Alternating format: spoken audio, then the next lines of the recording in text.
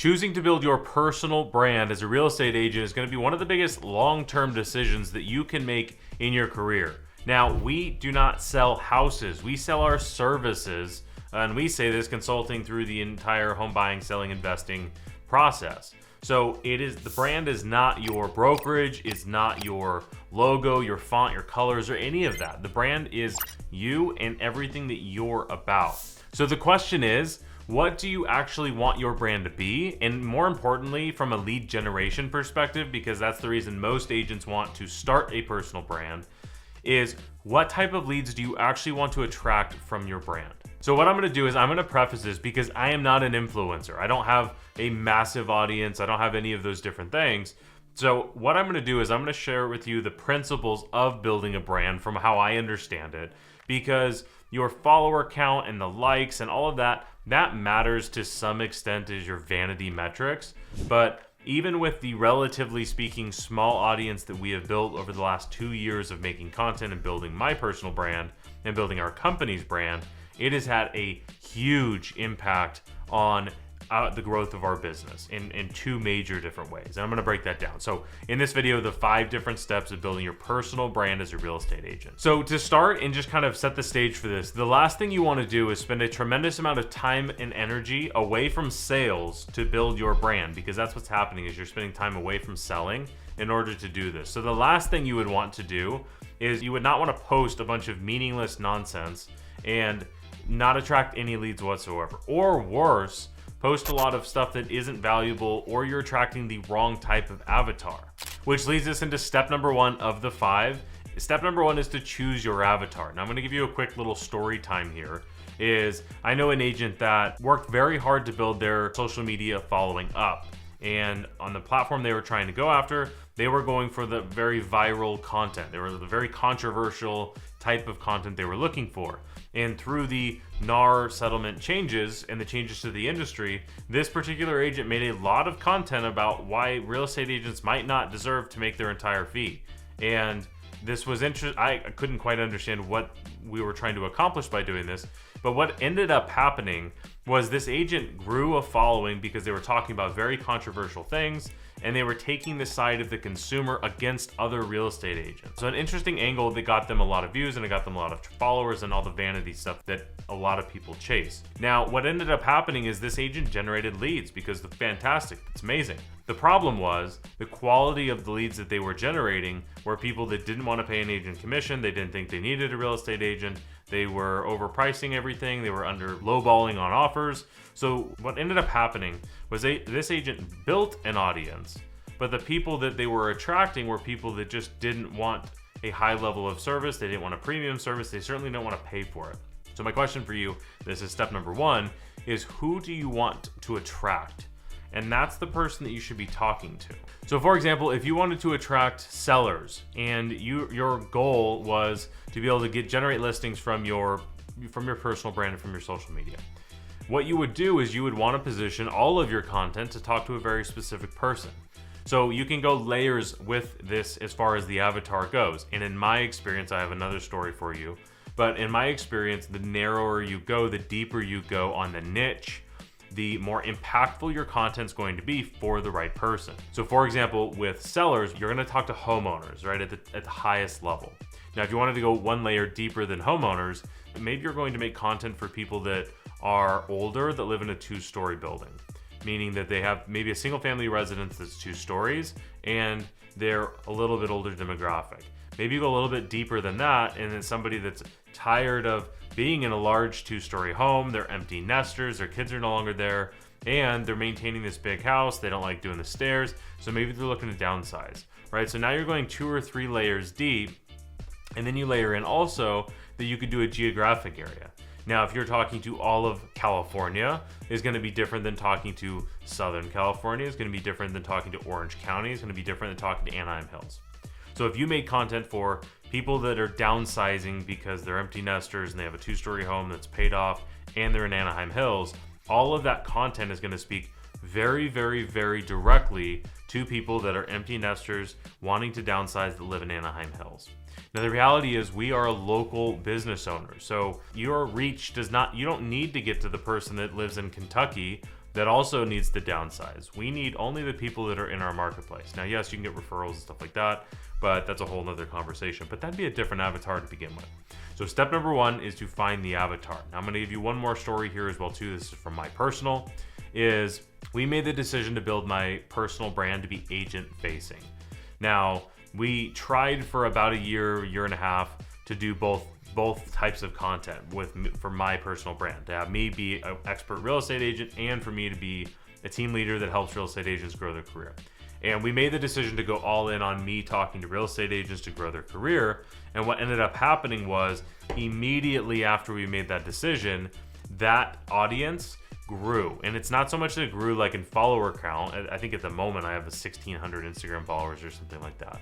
Having said that, this is where I'm going to talk about the impact even a small following or audience can have on your business. Every single agent that we attract to our team or that joins our team is an agent that I meet them for the first time or talk to them for the first time on the phone, and they have consumed tons of videos just like this, where they have learned about our sales process. They maybe joined our free community. If you want to go to onyxhomes.com/school with K, you can check that out. But they have consumed almost, maybe not all, but they've consumed hours of content that I've made before even meeting with our team. That has made a massive impact on our agent, like on the growth of our company from our team's perspective. Now, on the flip side, we have also made consumer-facing content as well too. That's a different brand. My company's brand has a kind of sub-brand that we do for consumer-facing stuff. And that generates leads as well too. The leads that come in from that, totally the opposite of the first agent's example. These agents are calling in saying, hey, I'm sure Christian's not available, but I'd love to help. I'd love for you guys to help us out. Are you available to help us? And these people are calling in for $2, $4, $3 million properties. And of course, which is, for the record, there's 2, 3, 4 times the above our average price point.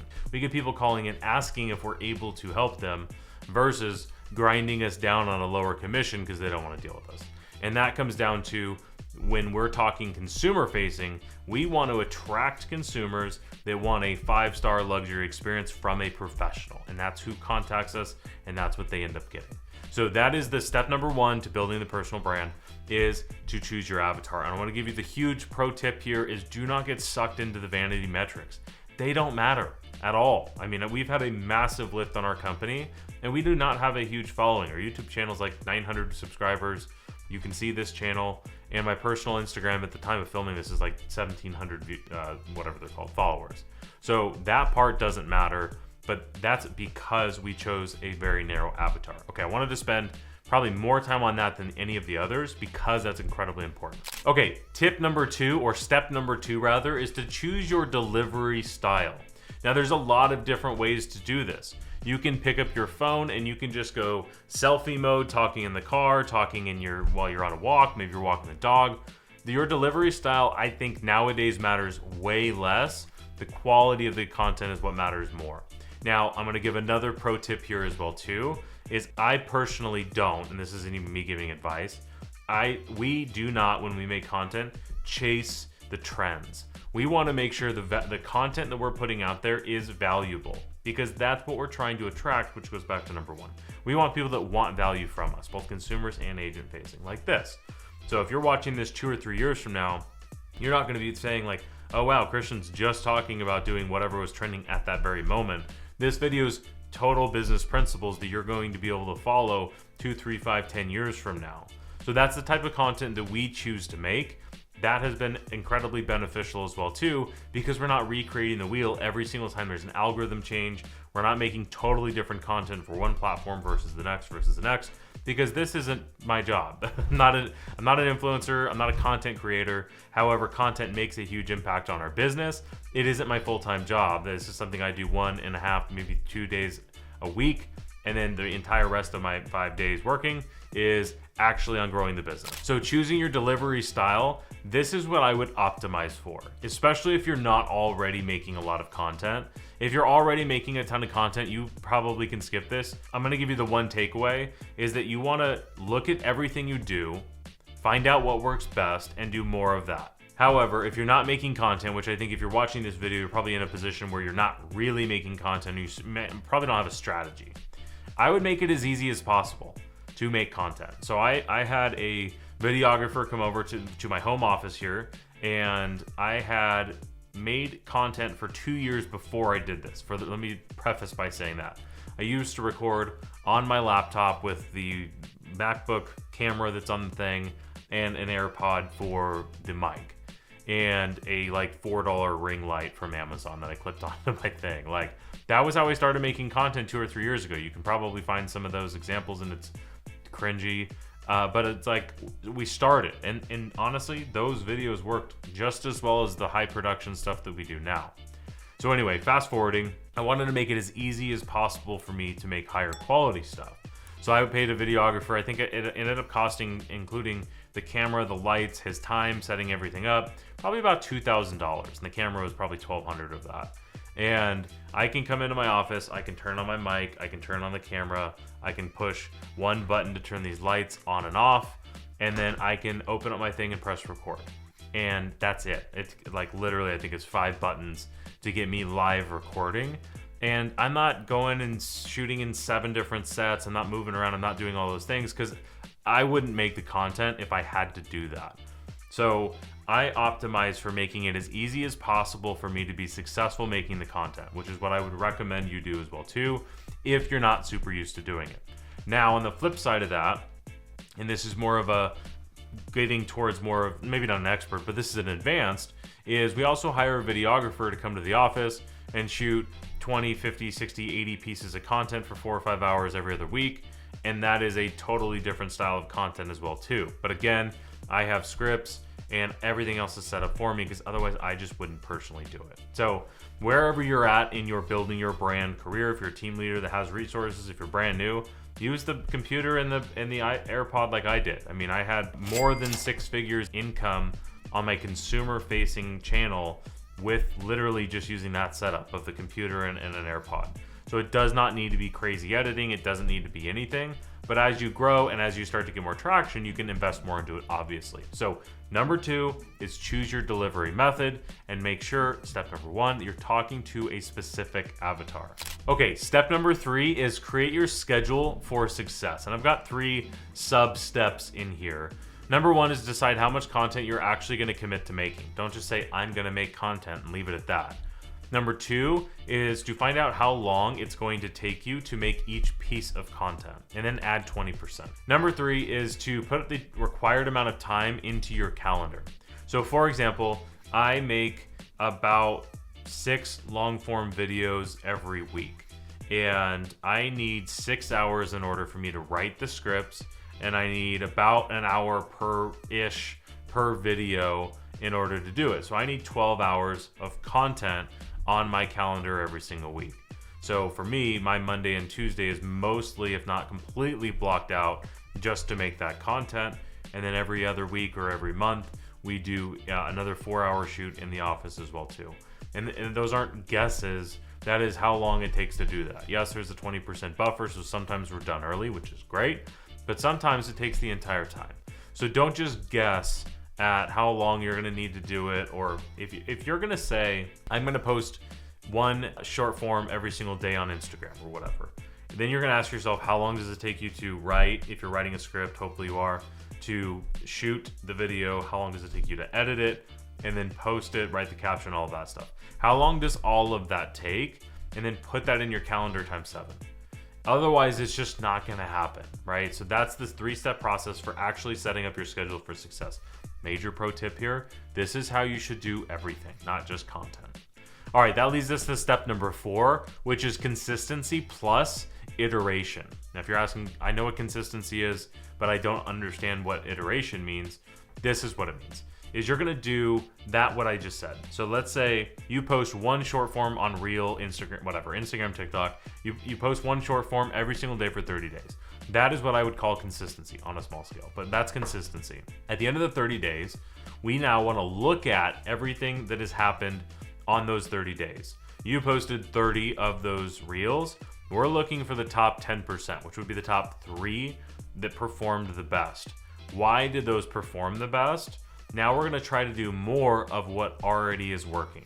So if you did 30 of the exact same video, not the same thing, but like talking head to the camera, whatever, and you can try to find out the hooks that worked, the call to action that might have worked, the ones that got the longest views. Were they long? Were they short? But did you have a background? Was it just a talking head? Were you in a different location? Did you have a prop? Whatever it is, you just need to figure out what are the top 10% have in common, so that next month, right? So now we're talking real consistency. First 30 days, we had 3 that performed better than all the rest. The next 30 days, we're gonna try to make all 30 very close-ish to the ones that worked the best, and then we're gonna iterate from there. So now we're gonna have 30 days that were more like the ones that performed the best. Now we have 60, and we can take the 6 that performed the best, and we have an even better idea of what works. And we keep doing that month over month over month over month forever. Now again, this is not a content principle, this is a business principle. Is you do something consistently, you iterate to make it better over and over and over and over again, and incremental improvements over a long period of time drive a massive improvement. So that's step number 4, is your consistency plus iteration. Now I would do this on a minimum of 30-day basis, but I would definitely do this also on a 90-day basis as well too. So for example, I'll give you a little case study with this kind of same point, is with our YouTube channel all about Orange County that is consumer facing. We, for about an entire quarter, we did not iterate, right? We were consistent. We posted 2 videos every single week, and we had a theory that a particular style of video was what was working. And 90 days later, we looked at what was performing best, and nothing we posted over those 90 days was anywhere near the top 10%. If we would have taken a minute before the entire quarter, so 90 days later, we post 2 videos every week on that channel. If we would have taken the time to say what videos are actually working in 30-day time periods, we would have seen that this other video was working, type of video, was working way better.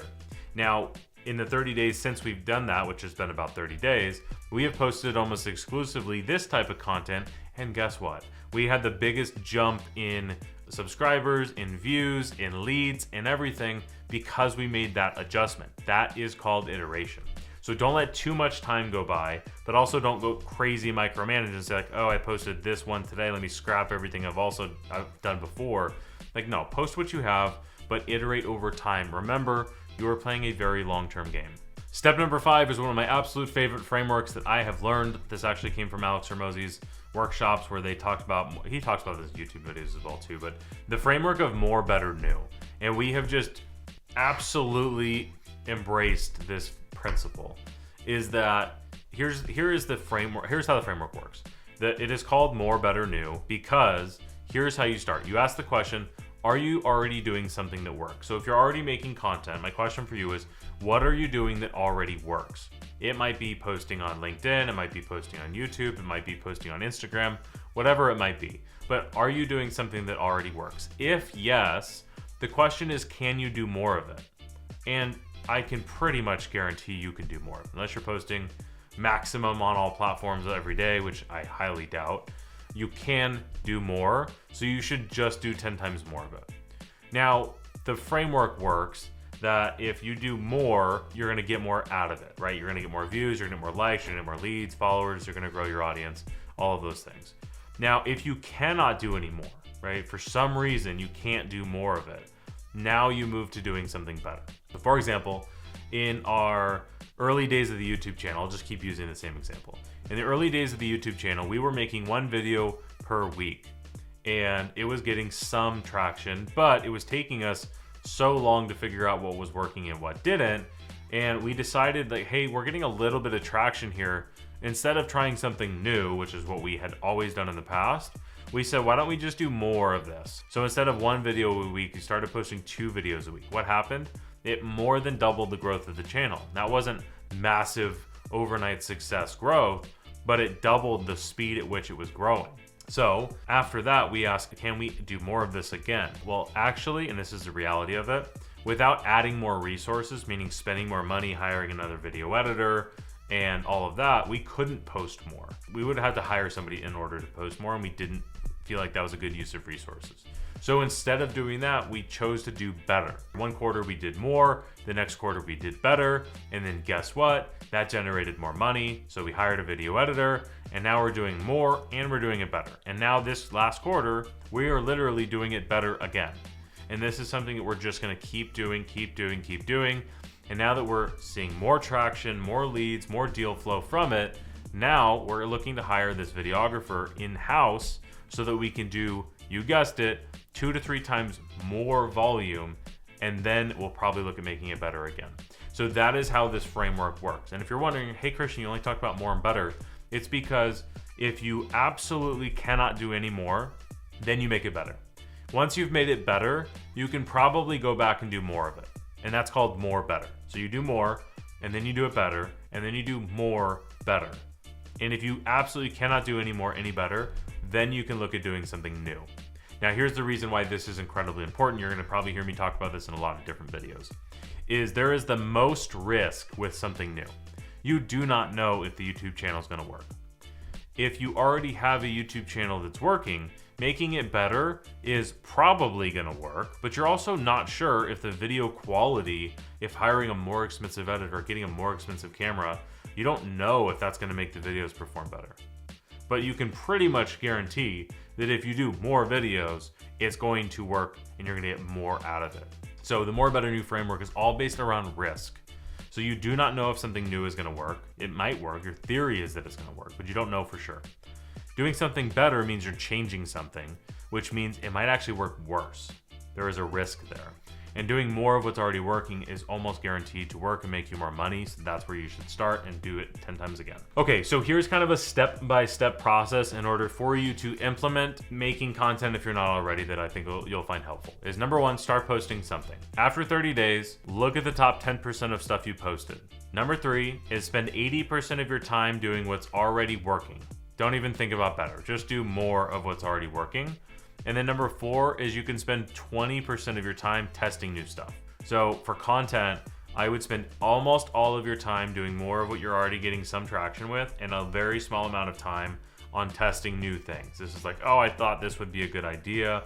I want to try this style. I want to do what, that's fine. Do that maybe 10, 20% max of your time, actual time and resources on testing something new. 80% of your resources on doing something that already works. All right, so let's recap really quick. Number 1, you are gonna pick the avatar of who you are trying to attract, and you are only going to talk to that person. Number 2 is you are going to choose your content delivery style. Is this talking head? Is this studio like myself? Are you out in the field with a gimbal? Whatever your content style is, just try different things and figure out what works the most for you. And I would optimize for making it easier for you to actually make the content. Number 3 is you're gonna set up your schedule for success. How much content are you actually committing to making? How long does it take you to make, post, create, edit, all the stuff? Put that in your calendar and make sure it actually happens. Number 4 is you're gonna go to consistency plus iteration, and then you're gonna go into more, better, new, one of my favorites. Now, if you're implementing this strategy into your business, you're starting to grow a personal brand, you're probably going to need a lead magnet and something for people to call to action and opt into. And my absolute favorite is a email newsletter. So if you like this video, subscribe to it and I'll like this video. And then I made this entire other video that you can check out on how to build your email newsletter. So not only will it help you generate more leads, it's also gonna help you convert more of the leads you already have and generate from all lead sources. Again, my name's Christian. Hope you found this valuable. I'll see you in the next video.